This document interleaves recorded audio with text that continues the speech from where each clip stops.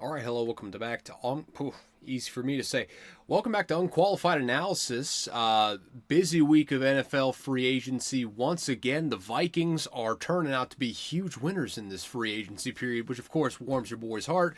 But all that to come in a second. First and foremost, shameless self promotion.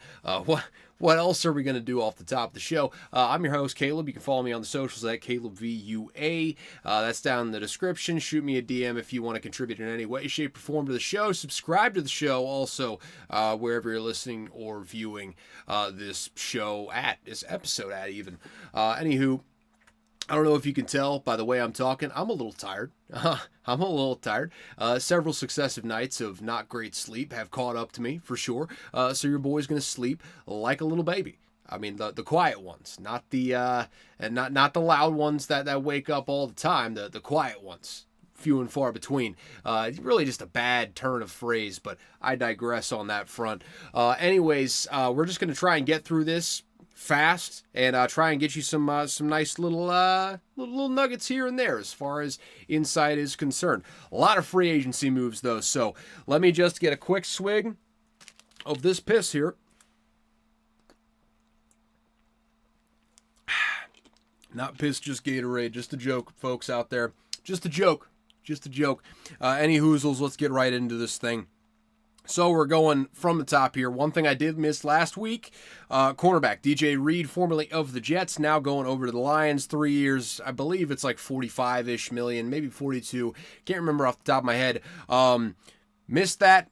Like this signing, fits the culture well. The North is going to be loaded again this coming year, and I'm excited to see it all happen. Might even be better outside of the Lions.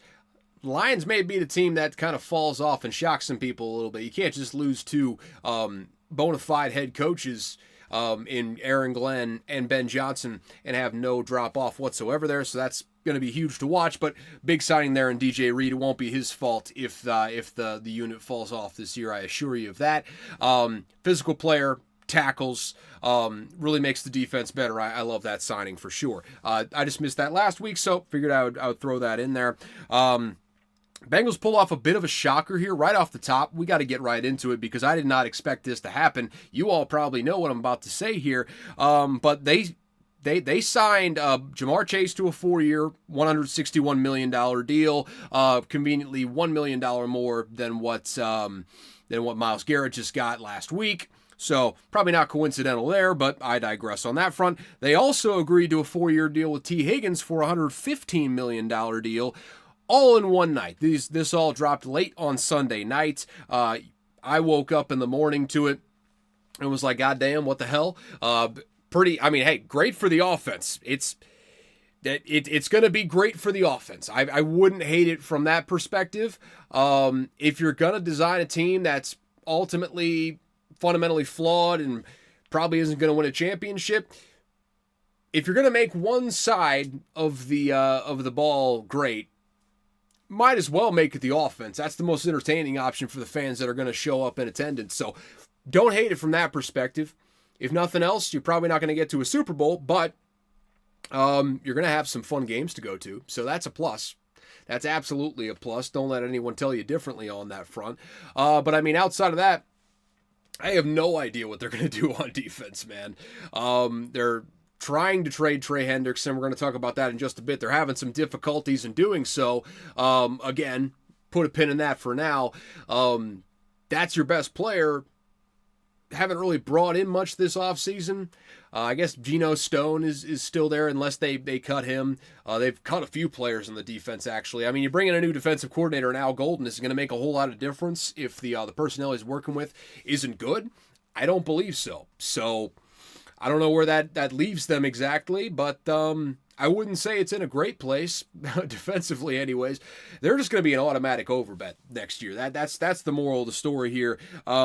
I do like to see that they're keeping the trio together in Burrow, Chase, and Higgins. That's awesome. You could always fill in a third receiver there somewhere with a higher draft pick somewhere along the way. I think it probably behoove you to draft in the trenches, both sides of the ball. I think that's your best way of going forward. The secondary is what it is. I mean, Let's just call it like it is. It is what it is. Maybe you draft one guy high, wouldn't be a bad use of a pick. You can do your most good there in the trenches for now. That's going to be the way that you're going to have to build this thing for the draft going forward. And I'm not sure that this is the draft you want to be drafting either side of the ball in the trenches. I think the defensive line's a little bit better than the offensive line, which is, I think, fortuitous for the Bengals, frankly.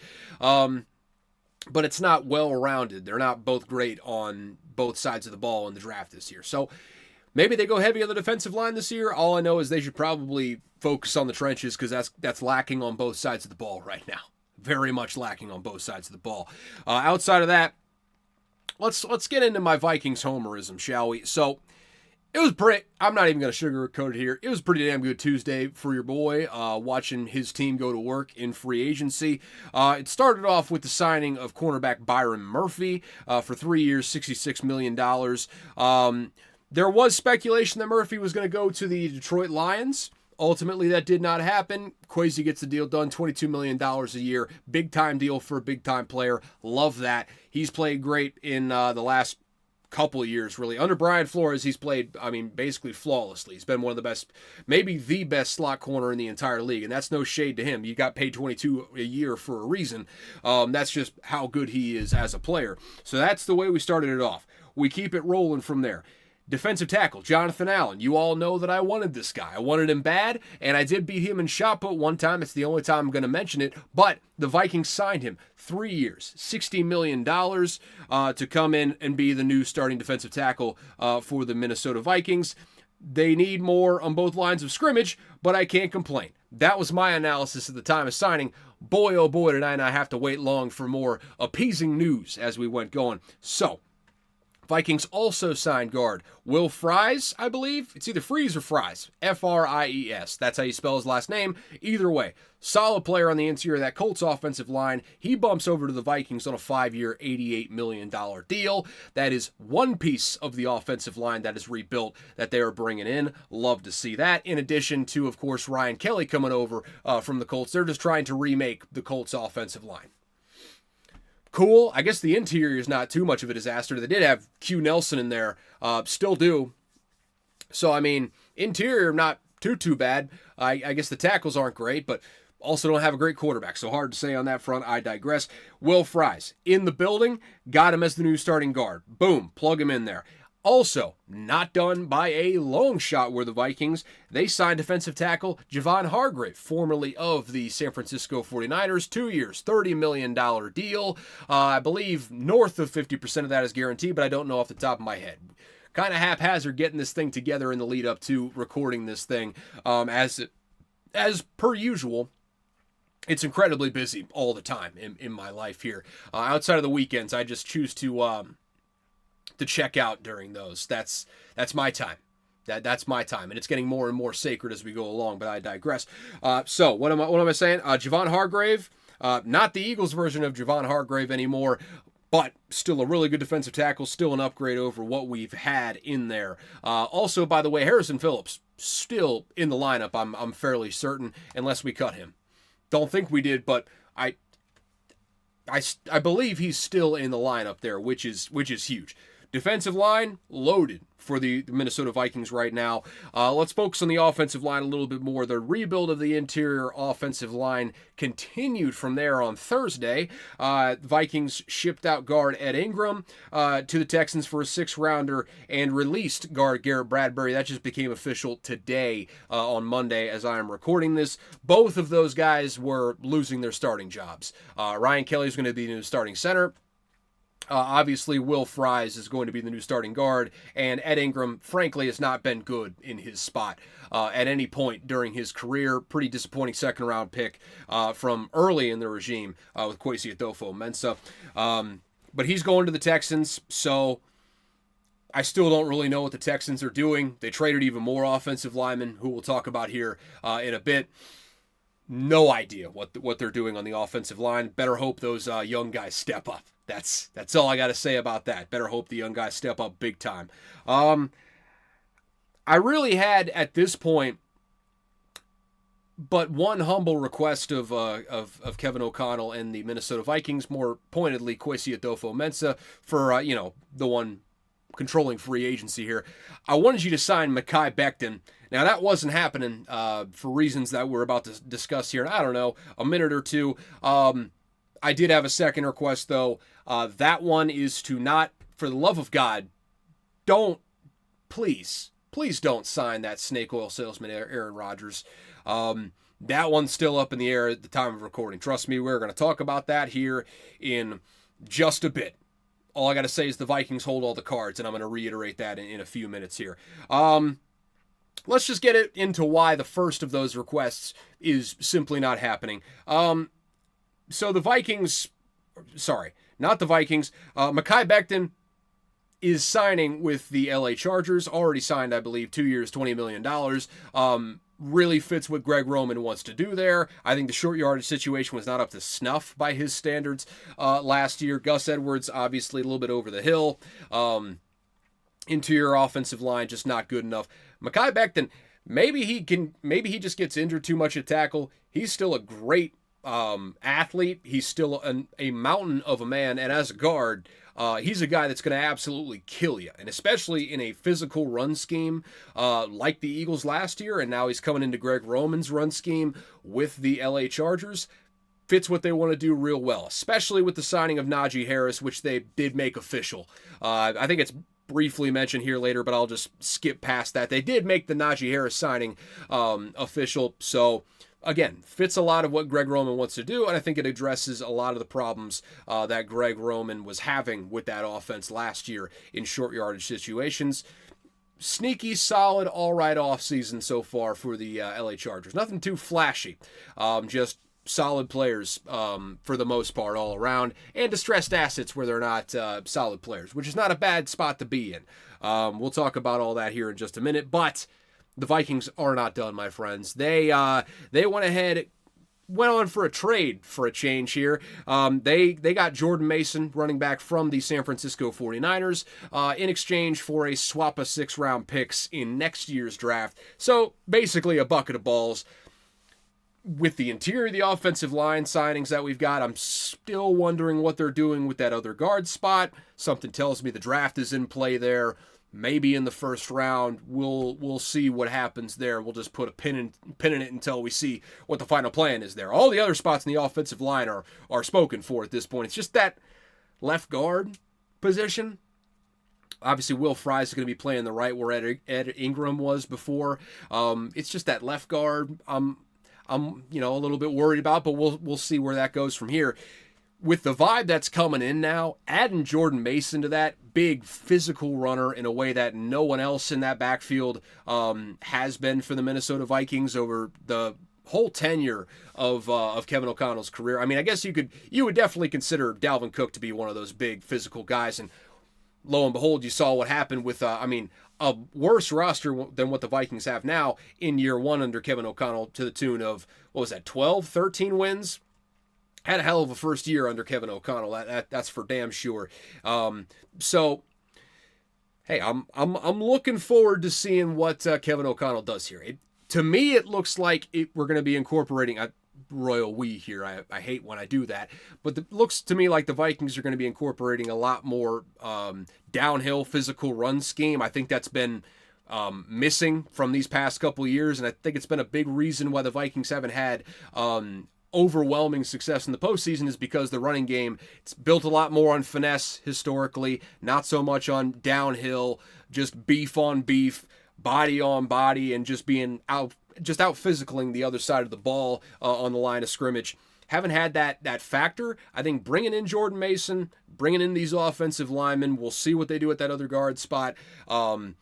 I think we're going to be seeing a little bit more of that going forward, and especially with a young QB, that's going to be an asset. Assuming that J.J. McCarthy starts, just again, please, for the love of God, do not sign that snake oil salesman Aaron Rodgers. Just don't do it. I know you're not signing him as a backup because he has 2 other starting jobs that he could take tomorrow. Everyone is waiting on the Vikings. We'll just, again, table that discussion for now. We're not going to have to wait long on that, trust me. Quarterback Daniel Jones, One of the backup options for the Minnesota Vikings is signing with the Indianapolis Colts. It's 1 year, about $14 million. The real difference here was one team was offering a pay bump in all likelihood and an opportunity to start next season. It scratched the all likelihood. He got a pay bump, I am 100% sure, with the Indianapolis Colts because he's competing to be a starter, and the other one was for sure Daniel Jones is going to be the backup. There's no ifs, ands, or buts about it. Daniel Jones is going to be the backup with the Minnesota Vikings, unless the Vikings brass is seeing something from J.J. McCarthy that they're really not letting out into the public eye as much, which I hesitate to believe, but hey, let's not discount the possibility, I suppose, on that front. But that really just leaves, especially Gardner Minshew. We'll skip past that headline later that I put down there, but Gardner Minshew signed with the Chiefs on a 1-year deal to be Patrick Mahomes' backup. So kind of leaves a dearth of options for backup quarterbacks at the moment. There's obviously a few out there. There's no shortage of like veteran backup QBs. Hell, I believe that Jacoby Brissett is still out there. Maybe he signed with someone, but he's still out there. He's a quality backup quarterback, especially with the Vikings. He'd be perfectly fine, I think. All of that is to say, now all eyes are on Aaron Rodgers in the QB market. He's the only one that anyone's considering as a starter left, and we got a couple different teams now looking for starting quarterbacks. At the very least, we got the Steelers and the Giants. They've made no bones about wanting Aaron Rodgers. There's just always been the speculation with the Vikings. Do the Vikings want to bring in another bridge starter for J.J. McCarthy in year 2? Listen, man, if we could have another scenario where a guy like Sam Darnold is up and you can sign him to a 1-year, $10 million deal like they did with Darnold last year, and I would almost guarantee he got every cent of that $10 million, let me tell you. Outside of that situation where you know it's a good guy coming in, it's a solid bridge, and you can just go on your merry way after that one season, I don't love bringing in another starting quarterback over J.J. McCarthy. I think you just give him the keys and let him go. Let alone a quarterback in Aaron Rodgers that is addicted to being in the headlines. No matter what he says, he will deny it all he wants. He loves the attention oh so much. He loves it. He foments it. He intentionally foments it and lies about fomenting it, and that's why I hate him so much at the very core of what makes him a human being. And that's a little bit harsh. I've never met the guy. Maybe he's pleasant in person. I really don't know. All I know is that he's poisoned every locker room he's been in for the last, call it 3 seasons, I would say. 2 seasons with the Jets, the last season with the Packers. The only reason the Packers survived it is because they have a great organization that wasn't going to let one Aaron Rodgers go derail it. The Jets were a different story, and you saw what happened over there to the culture. It was bad. Muchos no bad. Muchos bad, actually. Sorry, bad Spanish. That's on me. That's on me. What are all these days on Duolingo even doing for me at this point? But I digress. I've heard varying reports. I've heard the Vikings are still mulling Aaron Rodgers. I hear Aaron Rodgers is just waiting on the Vikings, actually. I think he's probably going to come back no matter what, I would say. He's doing this fake retirement thing, whatever, man. I think you're coming back at this point. I'm not playing into your stupid game. You got starting jobs on the table right now, at least 2 of them. The Giants, I straight up wouldn't take. If it comes down to the Steelers and the Giants, he's choosing the Steelers. I'm not breaking any news there. Especially with his experience the last couple of years in New York, I don't think he wants to stay there any longer than he has to anymore. But he's waiting on the Vikings because the Vikings call. They're the clear number 1 option. And honestly, if Aaron Rodgers is a fraction of what he was just 3 years ago with the Packers, if he's just a fraction of that and he's with the Vikings, I can't even lie. Probably a Super Bowl contender with the roster that they've put together. I just don't know if what comes with that is worth it because Aaron Rodgers leaves a lot of bodies in his wake. We'll just say that. Aaron Rodgers, weird stuff tends to happen when you bring in Aaron Rodgers. The Packers kept it under wraps. He just ran amok in Green Bay, in New York with the Jets. I don't love bringing a guy like that in. I think he's, you hate to use the term locker room cancer, but he's a guy that's not good for the locker room, just generally speaking. Just the way that, and it's kind of his fault, kind of not his fault. It's just his personality. He does have a bit of a magnetic personality, and this is why he's basically a cult leader, is what Aaron Rodgers is. And it sounds like I'm lambasting the guy's character, and I guess to a certain extent I have done that, and I apologize for doing that in the moment. And that's big boy stuff from me right here. I do apologize for that. At the same time, though, he's got a magnetic personality that is both, one, magnetic, as I said, and two, incredibly toxic. And there's no other way to put it. It's toxic positivity, as I've heard the phrase coined there. And it seems good on the surface, but it's just masking all sorts of passive aggression that, if you can somehow bottle it up and keep it in check, like maybe the Vikings can do, maybe they can keep a lid on it, and that's the gamble that you run, bringing in Aaron Rodgers. Maybe you can put something together and finally bring a championship to Minneapolis for the Vikings this time around. And I think, honestly, if the Vikings can't do it with Kevin O'Connell, they're never going to do it. And I've resigned myself to that. The Vikings, Kevin O'Connell is the best coach that I've had for any sport, any team that I've rooted for ever. Just a blanket statement. He's the best coach that I've ever had for any of the teams that I've rooted for, and he's probably the best coach that I'm ever going to have. I think he's a Hall of Fame level coach. And Kwesi Adofo-Mensah seems like a solid GM. A couple misses here and there in the draft, but literally everyone has those. Nothing to hang your head over for sure. Everything else he's done been fantastic. If we can't win one with this regime, we're simply never going to do it. Maybe Aaron Rodgers can be the one to put it together and make that all happen. I don't know. I just don't think the locker room baggage is worth it. If there's anyone to prove it wrong, I think it'd be the Vikings, though, because they do have a great locker room, great leaders on both sides of the ball, actually. It's just, I hesitate to bring in a guy like Aaron Rodgers for the reasons stated. I don't need to belabor the point, but all eyes are on Aaron Rodgers right now, and that's frankly the way that he likes it, and we'll leave it there. Outside of that, I scrolled up inadvertently, and I didn't mean to do that. Outside of that, we'll keep it moving on the free agent contracts here. Safety Javon Holland, formerly of the Miami Dolphins, he is signing with the New York Giants for some reason. It's 3 years, I believe, like $45 million deal. Yep, 3 years, $45 million, which, hey, solid deal if you can get it.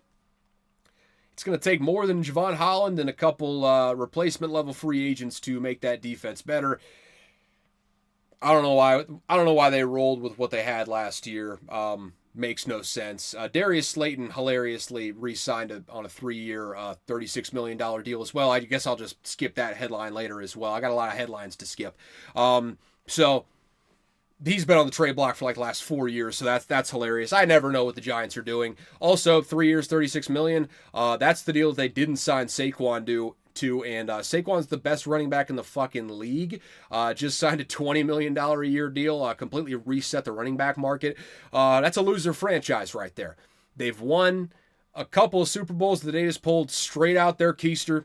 No other way to put it. Just the most improbable of runs to go to each of those Super Bowls and win.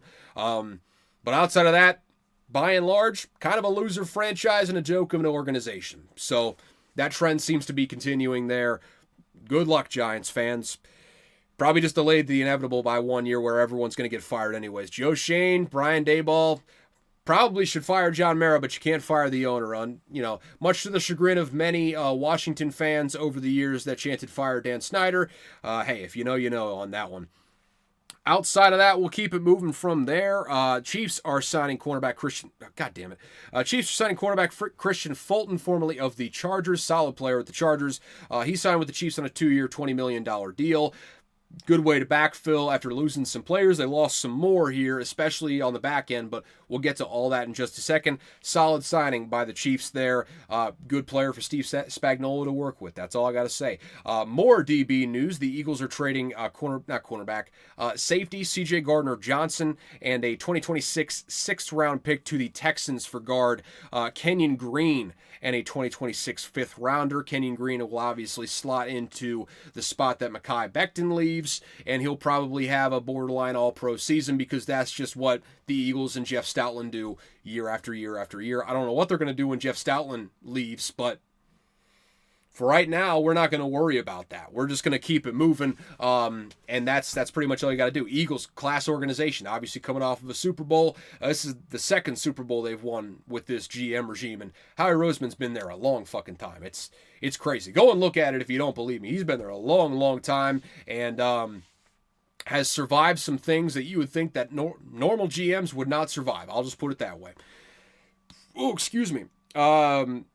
Keep it with the Texans. Oh, yeah. By the way, not really sure what the Texans are doing on the offensive line. They traded Laramie Tunsil to the Commies last week. They traded Kenyon Green to the Eagles this week. Hey, Laramie Tunsil said they drafted some young guys that they feel strongly about. He's also a master businessman. Don't let him ever tell you otherwise. That's a man without an agent, okay?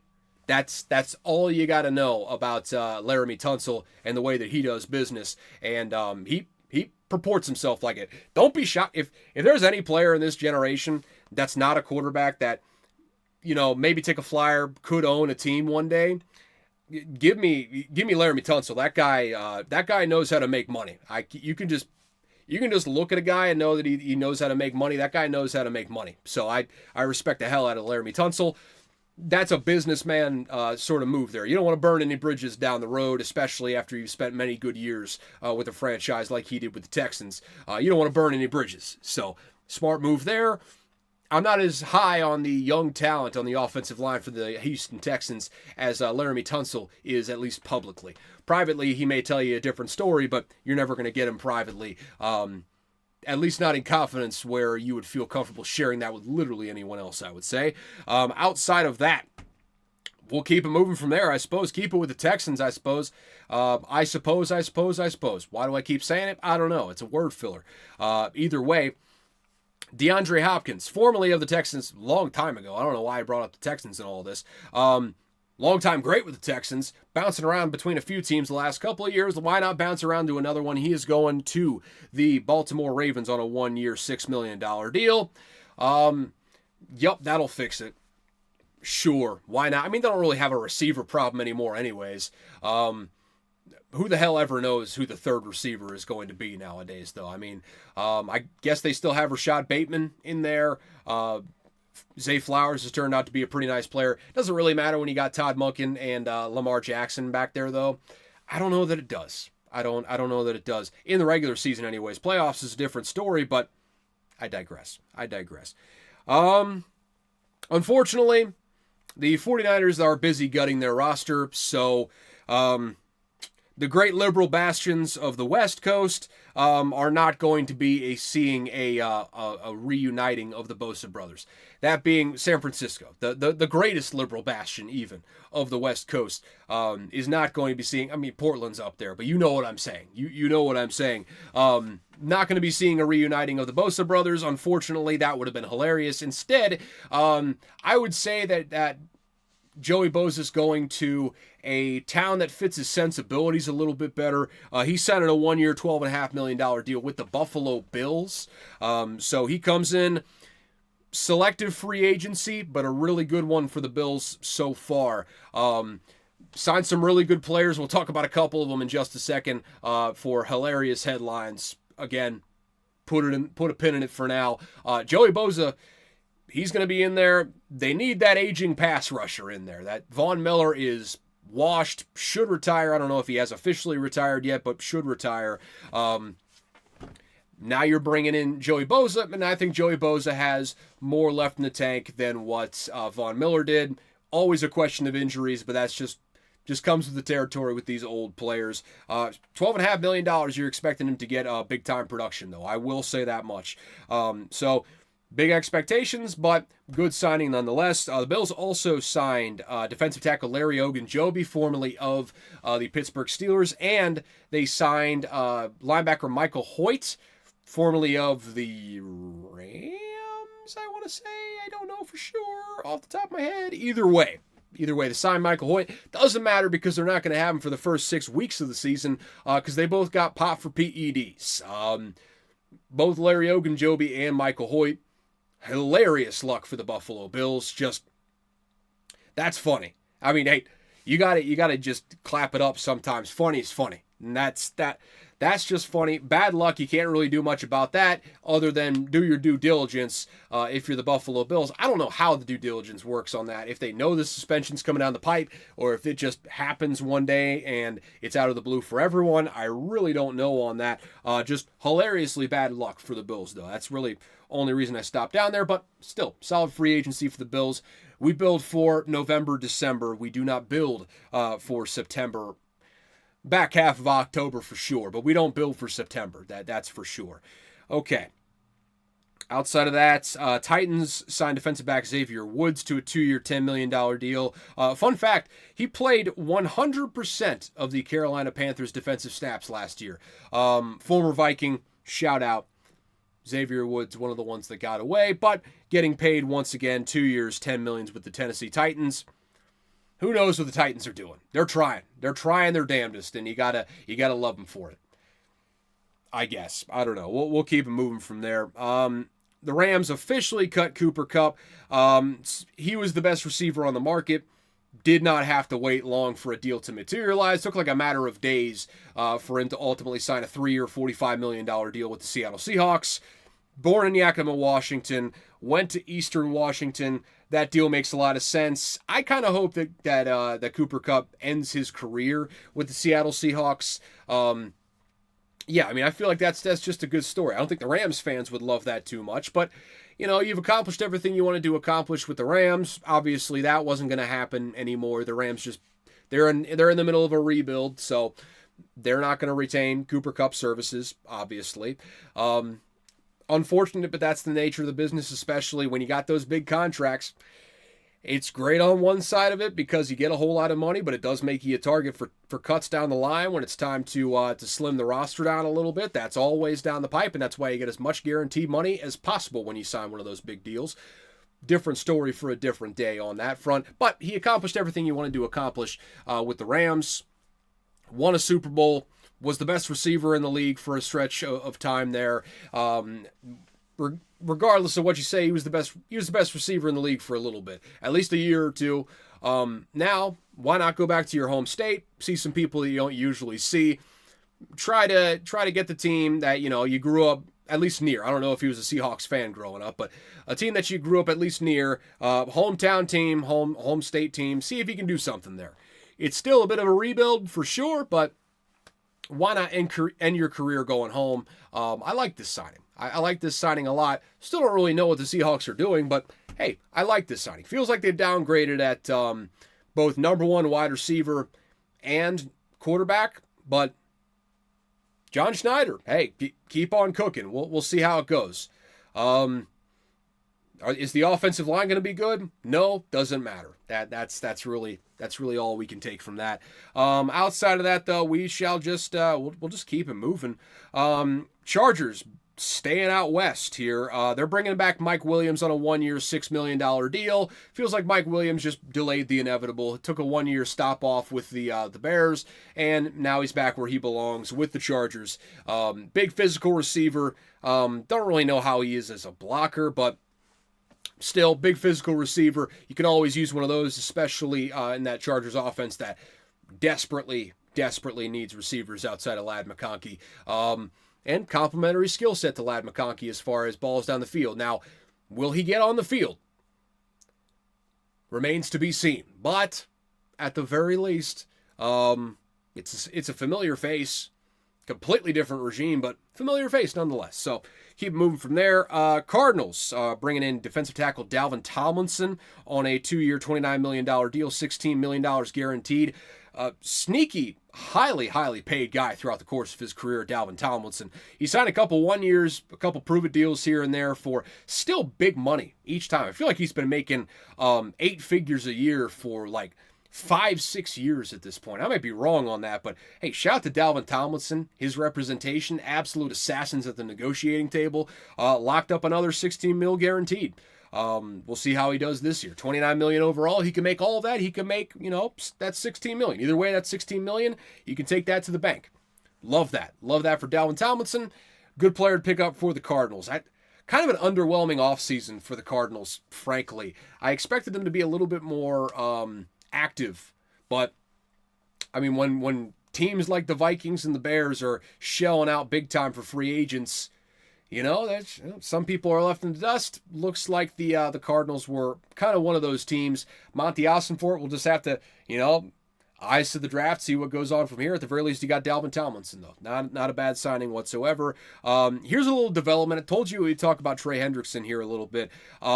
So teams are willing to pay Trey Hendrickson's contract demands. That's not the issue in question here with the Trey Hendrickson deal. So that's already, not an issue whatsoever. It'll be announced with any trade that gets made, I would imagine. But according to Diana Rossini, one GM described the Bengals' asking price to her for this trade as, quote, ridiculous, and that teams it seems to be a common sentiment among GMs throughout the league. So that's the sticking point here for the Bengals. They're seemingly unwilling to come down on their trade demands. They've never been very savvy or fluid with their trade demands as far as compensation is concerned. Kind of the product of being a mom and pop shop there with the Cincinnati Bengals. Is what it is. Comes with the territory. But they're not coming off of their price. This seems kind of just trending headlong into, one of those situations where Trey Hendrickson is maybe going to sit out some games this year. At the very least, sit out some preseason games, depending on how long this goes. It feels like something that may happen closer to the draft, but for right now, it feels like Trey Hendrickson is going to be in Cincinnati for at least until May. When the draft's coming up in May here, maybe he moves around draft time. This situation could draw out for a while. I don't really see an end in sight because I think the Bengals are going to be stubborn on this, for better or for worse, for the return's sake. I just don't see a reality where Trey Hendrickson comes back to Cincinnati though. At this point, he's already said his goodbyes. I don't really know what the Bengals are doing here outside of just trying to extract as much resources as possible. Which, fair. You're not going about it in a savvy or realistic way though. That's the Bengals for you, though. That's just the Bengals. Former Dallas Cowboy DeMarcus Lawrence, he is signing with the Seattle Seahawks as well. On paper, it's a 3-year, $42 million deal. In reality, it's basically a 1-year, $18 million deal. It's $18 million guaranteed. The funniest of funny money contracts. My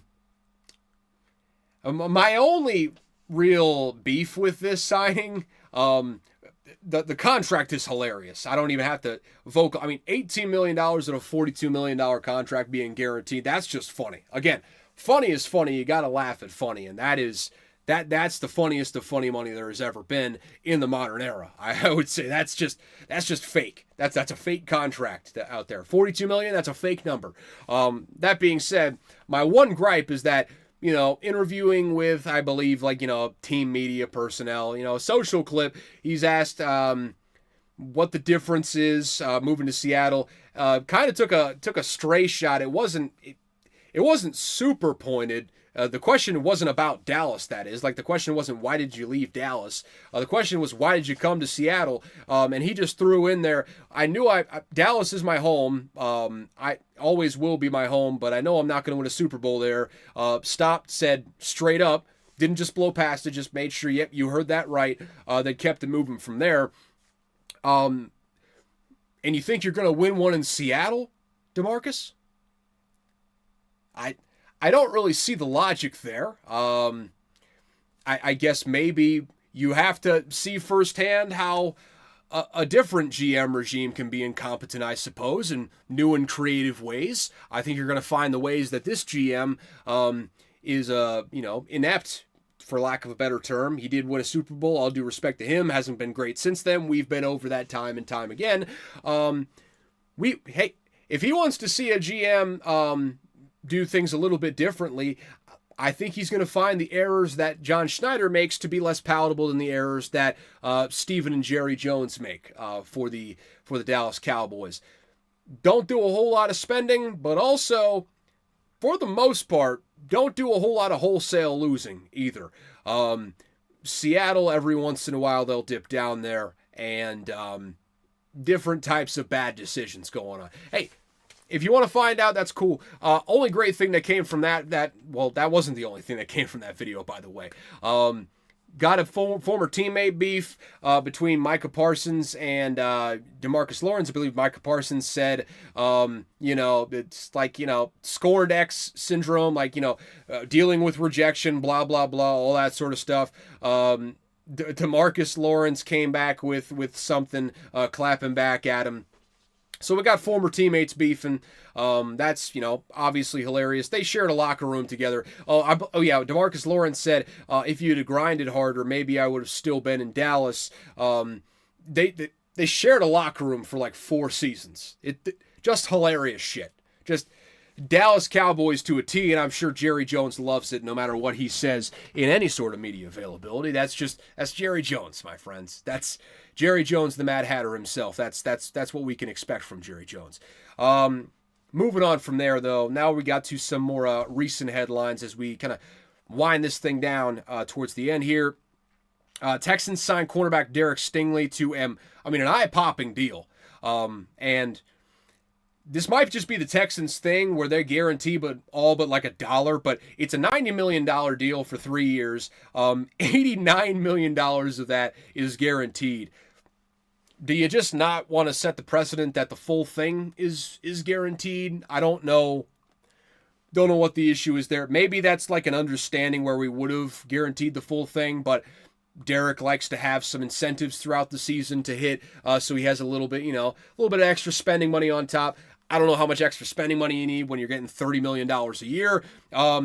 Either way, besides the point, hilarious guarantee there. 89 of $90 million guaranteed.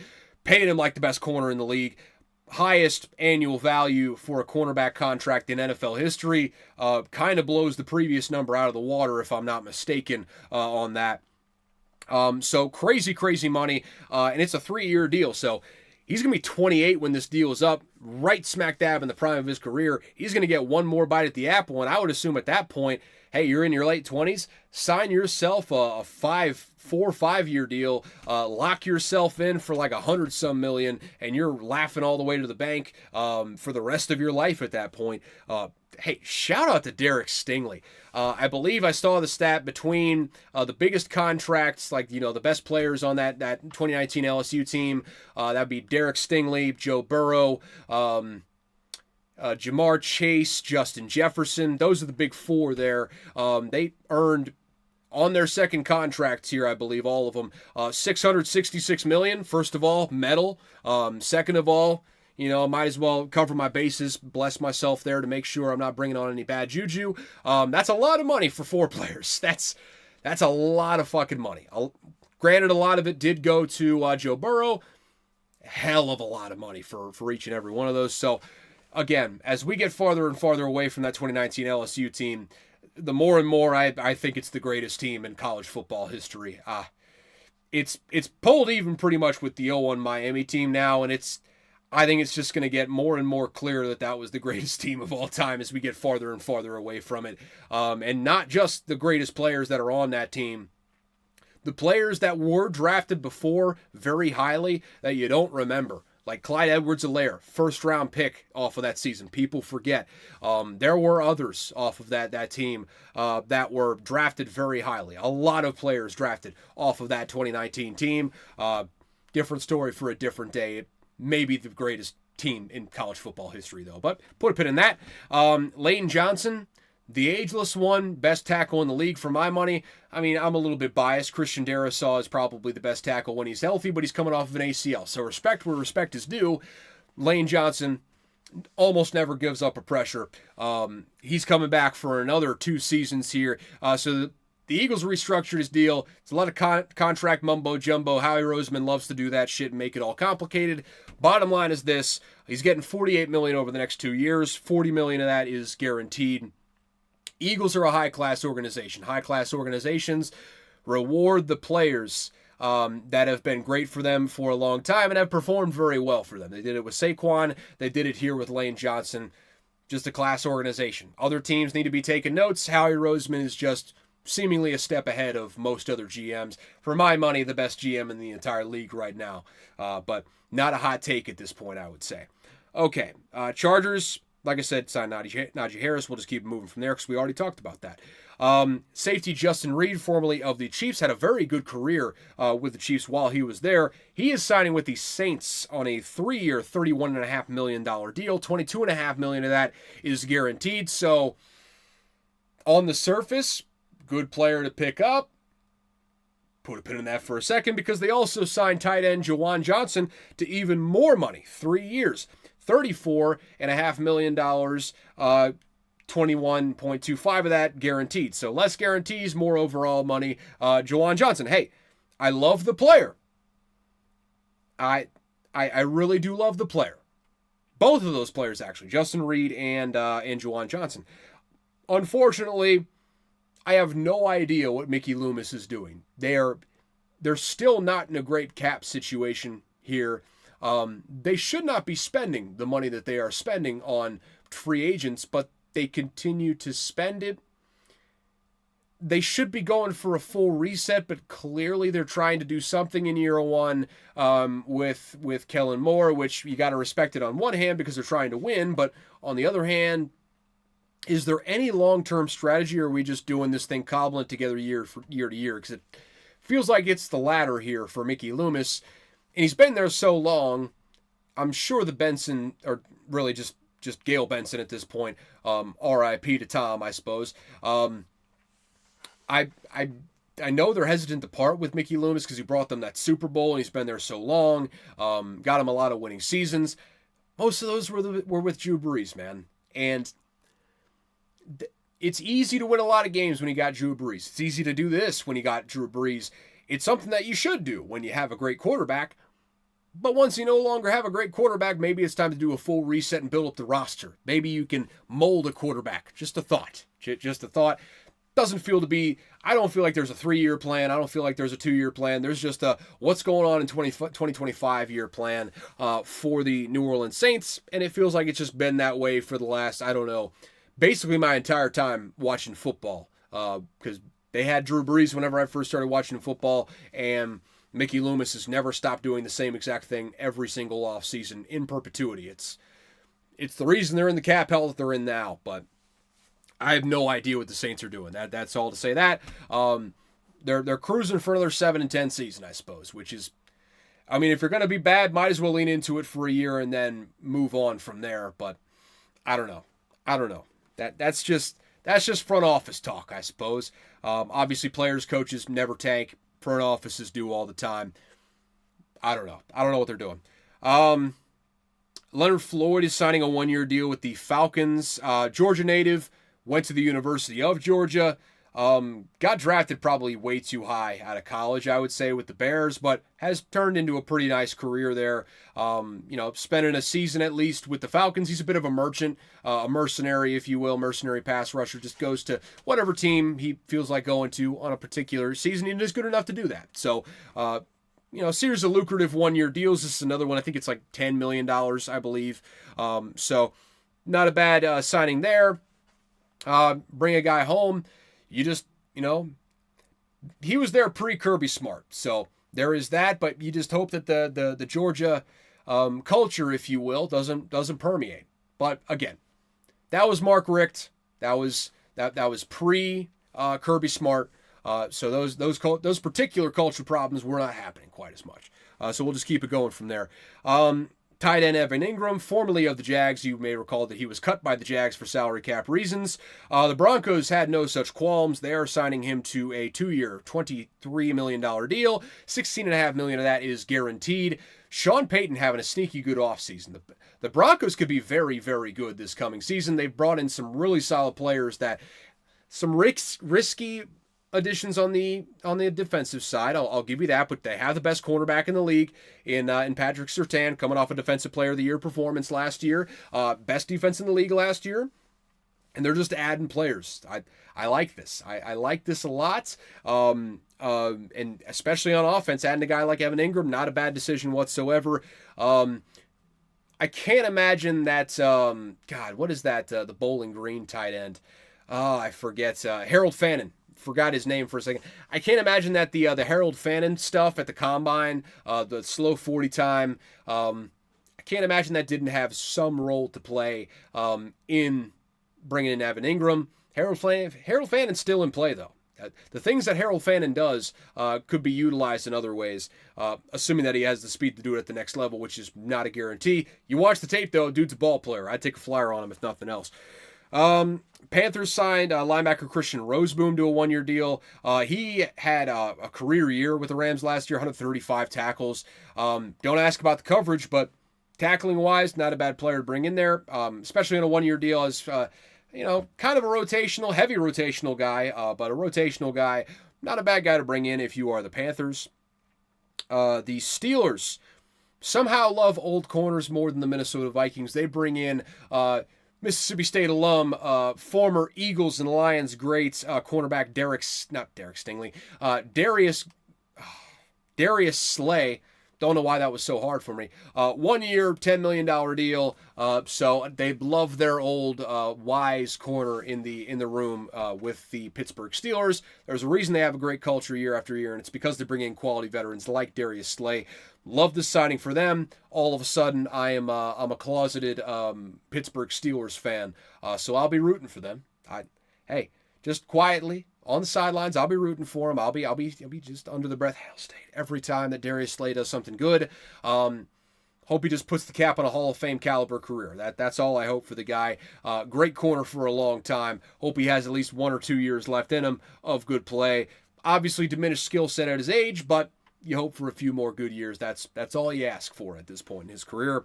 Aaron Rodgers stuff notwithstanding here, the glorious capper on the Vikings free agency period was bringing back none other than one of my favorite players in the history of the Vikings. I mean, he's on the Mount Rushmore for sure. It's probably, if I had to put him up there off the top of my head.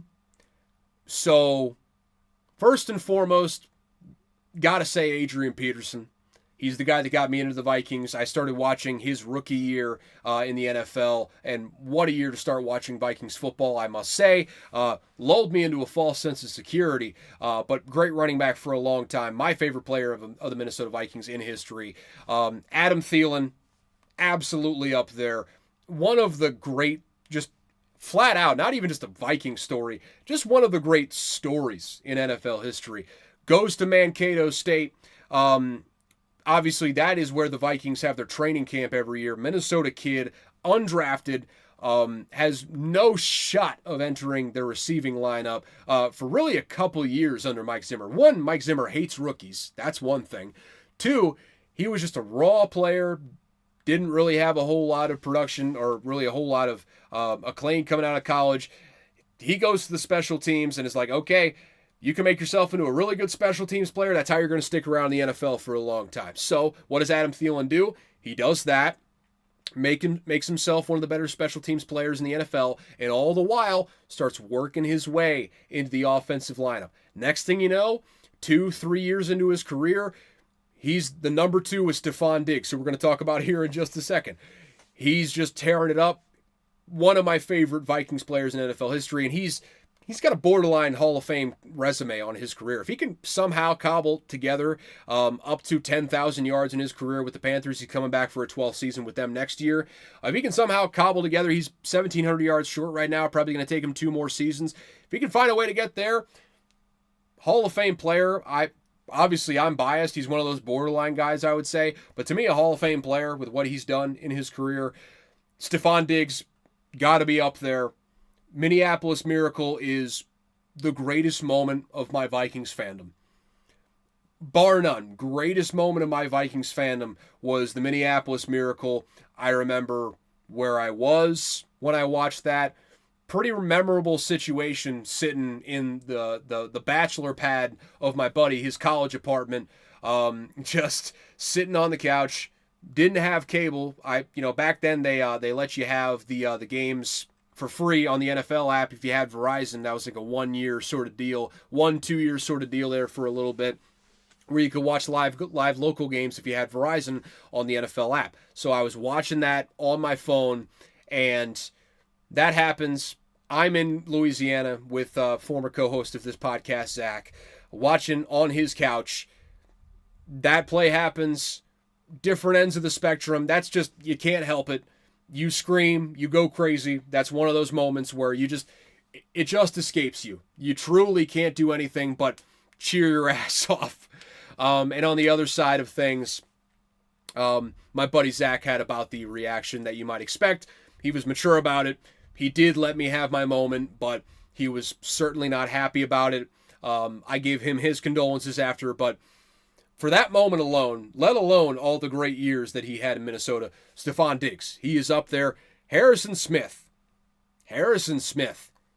he is right there in that 4 spot, I would say, as far as favorite players in Vikings history. I don't know if there's a more fitting. I mean, it's like between him and Jared Allen, I would say, but I probably didn't have enough crossover with Jared Allen. He was one of my favorite players in like my formative years of football watching experience. I've been with Harrison Smith for the length of his career. All 14 years here, I have watched Harrison Smith with the Minnesota Vikings. So I'm obviously biased there to where I would put, for my favorite personal Minnesota Vikings, I would put Harrison Smith there at that number 4 spot of the Mount Rushmore, my personal favorite. Other people have different Mount Rushmores depending on when you started watching the Vikings, really throughout the course.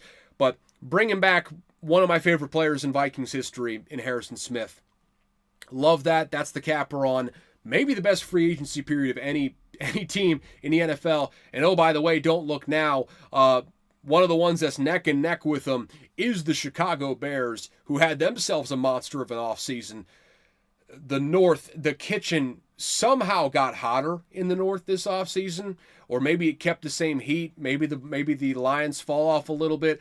I don't see the Vikings, the Bears, or the Green Bay Packers doing anything but improving this offseason. And the North is perpetually a loaded division. Loaded division at this point with what they have in there. Just an exciting time to be a fan. Exciting time to be a fan of the NFC North. But we'll end this thing out with a couple quick headlines here. So first, Rico Dowdle, he is signing with that obviously former running back with the Dallas Cowboys. Had a 1,000-yard season last year. A lot of carries, very physical back. He is signing with the Panthers on a 1-year deal. Not going to see nearly the usage, but I think that's going to work out to everyone's benefit. Obviously, Jonathan Brooks came on towards the end of the year last year. He's going to be the lead back. Rico Dowdle is going to come in, provide more of the physical, hard-hitting carries that you don't want on your young, talented back, Jonathan Brooks. So, love that signing there for the Panthers. Quiet little solid offseason for the Panthers this time around. We'll see if they can push 500 this year. That's kind of what I'm looking at here for the roster. Unless Bryce Young really makes like a huge year 3 leap here, which I'm not expecting. I'm expecting him to be maybe right at league average, a little bit above league average even. Maybe you're creeping into that 13, 12, 14 area as far as rankings of the starting quarterbacks. That should be your expectation if you are a Panthers fan this coming year. But hey, good signings all throughout the offseason here for the Panthers. Quiet offseason. Still spent some money, but a quiet offseason, but not a bad offseason there from Morgan. I want to say Morgan Stanley. That's a financial firm. That's not who it is. I apologize to that man. I apologize to that man. Whoever the GM is for the Panthers. I think I said his name earlier, and My bad. My bad on that one. Final headline here, and we'll end off on a fun one. Giants defensive tackle Tershawn Wharton. So now Giants defensive tackle Tershawn Wharton, formerly of the Chiefs, he is signing with the Giants on a 3-year, $54 million deal. Cool. Doesn't change a lot of the facts in place there for the Giants. Probably a little bit better personnel for the Giants on the defensive side of the ball.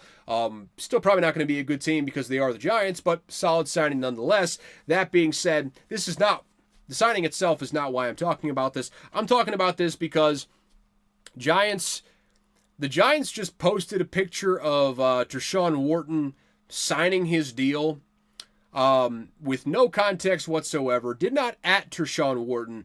They just assumed everyone would know what the face of a defensive lineman looks like. So obviously no one knew who the hell Tershawn Wharton was. No disrespect to him. Great player, obviously.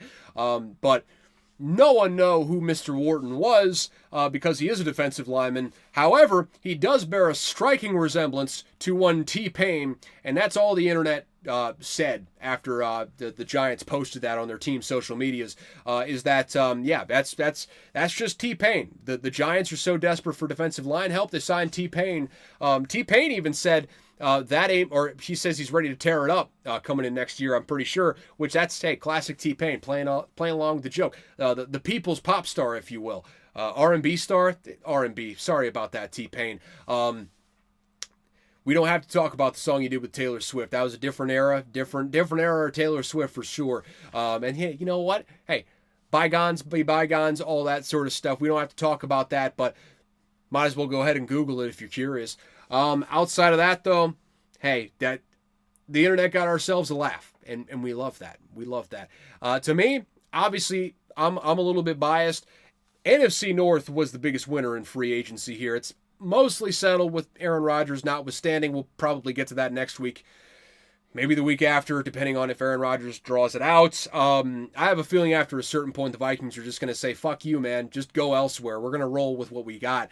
And they'll signal that by signing someone, if that is the case, to be J.J. McCarthy's backup. That'll be a clear sign that we're ready to move on. We're not going to let you hold us hostage. And I don't know if it's them waiting on Aaron Rodgers or if it's the Vikings or if it's Aaron Rodgers waiting on the Vikings. I don't know which way that goes. I've heard mixed reports both ways on that. But Vikings still huge winners in free agency so far.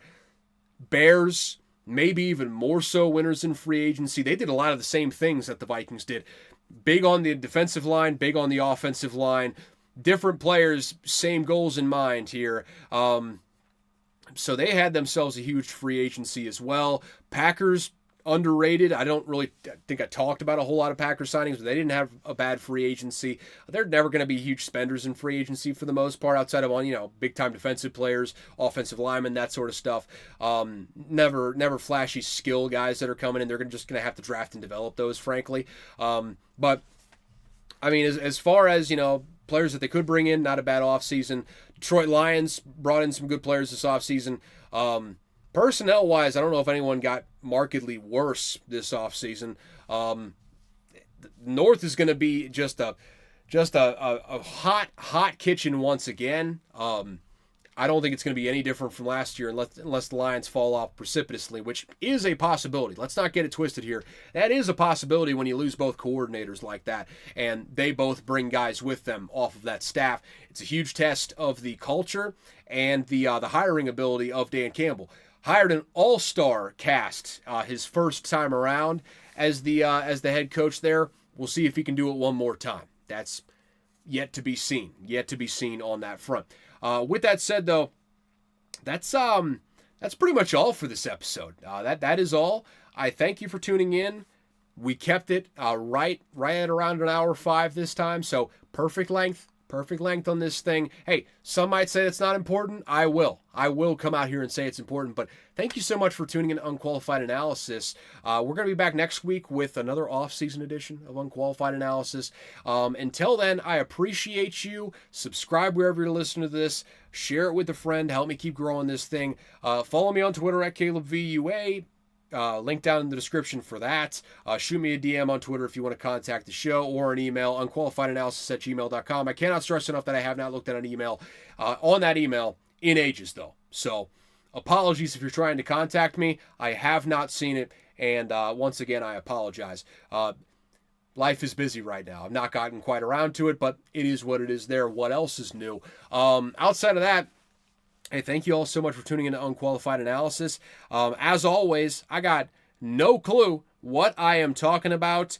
I once again forgot to write down a thing that I learned this week, because learning is at a premium with non-work related things, which frankly I can't, and even if I could, I shouldn't share any work related details, so we'll just leave that to the side for right now. As far as stuff that I learned, just today actually, conveniently enough, I did learn that the actual name for the game that everyone else in the world calls football is soccer. The original name is soccer, by the way, folks. Just gotta say it. The British, hey, you say you hate colonialism so much, and I hate it too. I don't love it. I think it makes the world on the whole a worse place, even if it does make things in America kind of nice to a certain degree. I can't even lie on that. You know, it's a complicated issue. You know, it's a complicated issue on that front. But that being said, you guys say you hate colonialism. At the same time, the British were the ones that changed the name from soccer to football. The Americans just took the name back, baby. So you really should be following America's lead on this one specific thing. Maybe not other things, but different. Hey, good people disagree, as one of my economics professors used to say, literally multiple times every class. That was his verbal crutch. Good people disagree. Love that guy. Love that guy. He was a classic economics professor. Just the driest, great guy, but just the driest guy that you're going to meet in your entire life. But he can talk your ear off about economics in ways that you would never even dream to understand. Classic economics professor. Loved that guy. Loved that guy. That being said, the real name is soccer. And if you're calling it football, congratulations, you're accepting British colonialism. So keep that in mind. I believe that's what they call in the chess community a checkmate. And on that, and on a high note, folks, I will see you all next Tuesday for another episode of Unqualified Analysis. I refuse to be part of Aaron Rodgers' watch anymore. See ya. Deuces.